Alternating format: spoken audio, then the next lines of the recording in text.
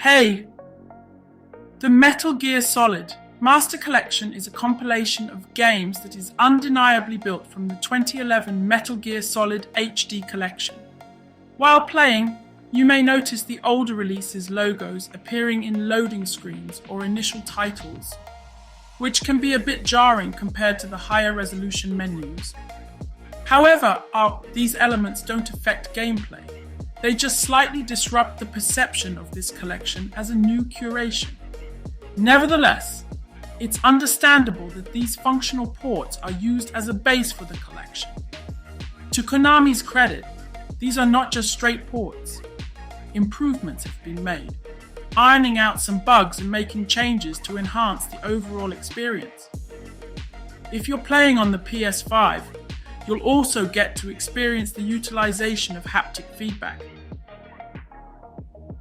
The effort put into making this the definitive way to play the Metal Gear series up to this date is evident, with the inclusion of features like trophies and mappable controls.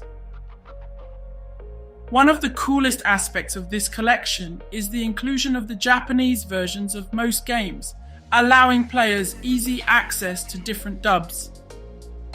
However, it's worth noting that the language packs and additional content like MetalGearSolid Integral or the Japanese vocal tracks for MGS 2 and 3 require separate downloads. The digital graphic novels, which I couldn't access during the review period, also fall into this category. Hopefully, there are no cataclysmic issues with them that we are currently unaware of. If you're interested in the preservational or historical aspects of collections like this, Konami has gone the extra mile for Metal Gear. Each game in the collection comes with a master book, which serves as a comprehensive document delving into production, story, characters, secrets, and collectibles. These books even have front and back covers, bookmarks, and background music options, making them feel like physical collector's items. Additionally, the screenplay books, which contain fully localized scripts for the Metal Gear series, provide thousands of pages of localization that are exclusive to this collection. The sheer amount of effort put into these resources is impressive. On the downside, the collection's inclusion of manuals is a letdown.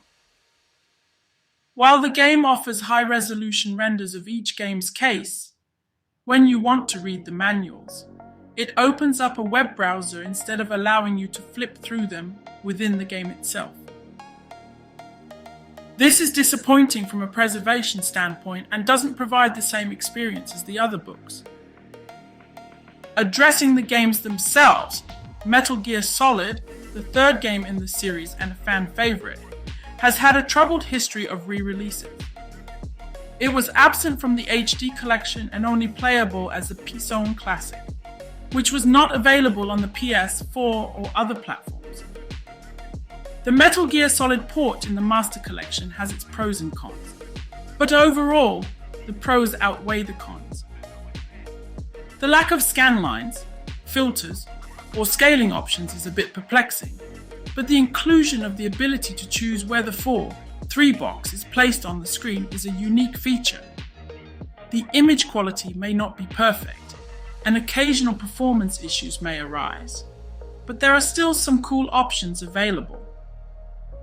You can set the active controller port in the Master Collection UI, which is useful for a specific boss fight, and there are various dummy save data options for other Konami games, adding a layer of context and surprises.